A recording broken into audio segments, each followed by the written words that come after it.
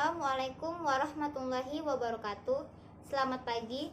Puji syukur atas kehadirat Allah Subhanahu wa taala yang masih memberikan saya kesehatan sehingga saya dapat menyelesaikan tugas ini dengan tepat waktu. Yang saya hormati Bapak Dosen Budi Wijaksono MPD selaku dosen pengampu bahasa Indonesia. Dan yang saya sayangi teman-teman saya sekalian. Perkenalkan, nama saya Rara Sinta Tambunan, kelas 1D Manajemen Fakultas Ekonomi. Baiklah, saya akan memulai presentasi bahasa Indonesia. Sejarah bahasa Indonesia. Awal mula sejarah bahasa Indonesia, yakni bahasa Indonesia lahir pada 28 Oktober 1928. Pada saat itu, para pemuda dari berbagai pelosok Nusantara berkumpul dalam suatu rapat dan berikrar. 1. Berbangsa yang satu, bangsa Indonesia. 2. Menjunjung bahasa persatuan bangsa Indonesia. 3. Bertumpah darah yang satu, tanah Indonesia. Pada tahun 1928, itulah bahasa Indonesia dikukuhkan kedudukannya sebagai bahasa nasional pada tanggal 18 Agustus 1945. Bahasa Indonesia tumbuh dan berkembang dari bahasa Melayu yang sudah dipergunakan sebagai bahasa penghubung. Bukan hanya di Kepulauan Nusantara, melainkan hampir di seluruh Asia Tenggara. Sumber bahasa Indonesia. Salah satu pembahasan yang penting untuk mengetahui perkembangan bahasa Indonesia. Bahasa Indonesia bersumber dari bahasa Melayu. Bahasa Melayu telah digunakan di Nusantara sejak abad ke-7 sekitar tahun 600 sampai 790-an. Beberapa bukti yang dapat mendukung pernyataan tersebut diantaranya penemuan prasasti bahasa Melayu kuno di berbagai daerah, baik di Indonesia maupun di Asia Tenggara. Prasasti yang berbahasa Melayu kuno berjumlah 18. Di antara di daerah Sumatera ditemukan 10 prasasti, 6 di Jawa, dan masing-masing 1 prasasti ditemukan di Filipina dan Vietnam. Peresmian nama bahasa Indonesia. Bahasa Indonesia adalah bahasa resmi bangsa Indonesia. Bahasa Indonesia juga menjadi bahasa persatuan bangsa Indonesia. Bahasa Indonesia diresmikan sebagai bahasa nasional setelah proklamasi kemerdekaan Indonesia. 18 Agustus 1945. Ketetapannya dituangkan dalam Undang-Undang Dasar atau UUD 1945 Pasal 36 yang menyatakan bahwa bahasa negara ialah bahasa Indonesia. Sejarah perkembangan ejaan bahasa Indonesia. 1. Ejaan Van Ophuijsen. Ejaan ini merupakan pedoman resmi ejaan pertama yang diterbitkan tahun 1901. Ejaan ini disusun oleh orang Belanda bernama Charles A. Van Ophuijsen dan dibantu oleh Engku Nawawi gelar Sultan Makmur dan Muhammad Thayyib Sultan Ibrahim. Ciri-ciri ejaan Ophuijsen: J menjadi Y, OE menjadi U, DJ menjadi J, TJ menjadi C, NJ menjadi Ny. 2. Ejaan Suwandi. Ejaan ini menggantikan ejaan Van Ophuijsen setelah diresmikan pada tanggal 19 Maret 1947. Kenapa disebut ejaan Suwandi? Karena penyusunnya adalah Mr. Suwandi yang waktu itu menjabat sebagai Menteri Pendidikan, Pengajaran, dan Kebudayaan. Ejaan ini juga dikenal dengan ejaan Republik. Contohnya, Jumat menjadi Jumat, rakyat menjadi rakyat, maaf menjadi maaf. 3. Ejaan pembaharuan. Melalui Kongres Bahasa Indonesia II di Medan tahun 1954, Profesor Muhammad Yamin menyarankan agar ejaan Suwandi disempurnakan.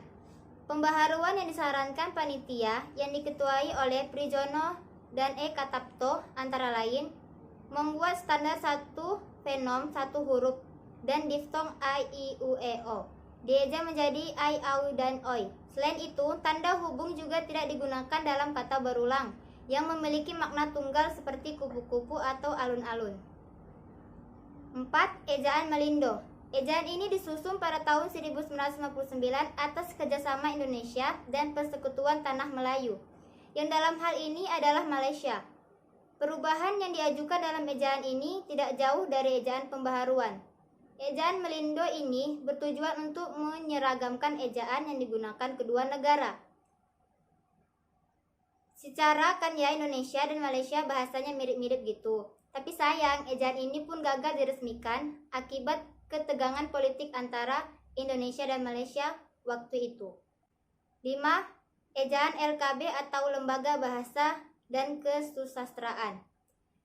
Ejaan ini merupakan lanjutan dari ejaan Melindo yang tidak jadi itu. Panitianya masih campuran antara Indonesia dan Malaysia dan dibentuk pada tahun 1967. Isinya juga tidak jauh beda dari ejaan yang disempurnakan. Hanya ada perbedaan di beberapa kaidahnya saja. 6. Ejaan yang disempurnakan atau EYD. Ejaan ini berlaku sejak tahun 1972 sampai 2015. Ejaan ini mengatur secara lengkap tentang kaidah penulisan bahasa Indonesia antara lain tentang unsur serapan, tanda baca, pemakaian kata, penghafalan huruf E, penggunaan huruf kapital, penggunaan cetak miring. Selain itu, huruf F, V, Q, X, dan Z yang dikenal dengan unsur bahasa asing resmi menjadi bagian bahasa Indonesia. Ciri-cirinya, TJ menjadi C, DJ menjadi J, NJ menjadi Nye, CH menjadi KH, SJ menjadi SY, OE menjadi U. 7. Ejaan Bahasa Indonesia atau EBI. Berdasarkan Peraturan Menteri Pendidikan dan Kebudayaan Republik Indonesia Nomor 50 Tahun 2015 tentang Pedoman Umum Ejaan Bahasa Indonesia. EBI pun resmi berlaku sebagai ejaan baru bahasa Indonesia. Latar belakang diresmikan ejaan baru ini adalah karena perkembangan pengetahuan, teknologi, dan seni sehingga pemakaian bahasa Indonesia luas. Ejaan ini menyempurnakan EYD terutama dalam hal penambahan diftong. Penggunaan huruf kapital dan cetak tebal. Huruf diftong antara lain a, au, ei, oi. Huruf kapital pada nama julukan seseorang. Contohnya Pak Haji Bahrudin. Peristiwa penting bahasa Indonesia. 1. Pada tahun 1908, pemerintah kolonial mendirikan buku penerbit bernama Commerce for the World Sector atau Taman Bacaan Rakyat, yang kemudian pada tahun 1917 diubah menjadi Perpustakaan Pusat. Badan penerbit menerbitkan novel seperti Siti Nurbaya dan salah satu perawatan buku panduan penanaman, pemeliharaan buku kesehatan yang tidak sedikit membantu penyebaran Melayu di masyarakat luas. 2. 28 Oktober 1928, secara resmi Muhammad Yamin menyusulkan agar bahasa Melayu menjadi bahasa nasional Indonesia. 3. 1933 mendirikan generasi penulis muda yang menamakan diri Pujangga Baru yang dipimpin oleh Sultan Ali Sabana. 4. 1936 Sultan Ali Sabana mempersiapkan Indonesia Grammar baru. 5. 18 Agustus 1945 menandatangani Undang-Undang Dasar 1945 yang merupakan salah satu artikel pasal 36 menetapkan bahasa Indonesia saat itu. Sekian dari presentasi saya akhiri, wabillahi taufik wal hidayah. Wassalamualaikum warahmatullahi wabarakatuh.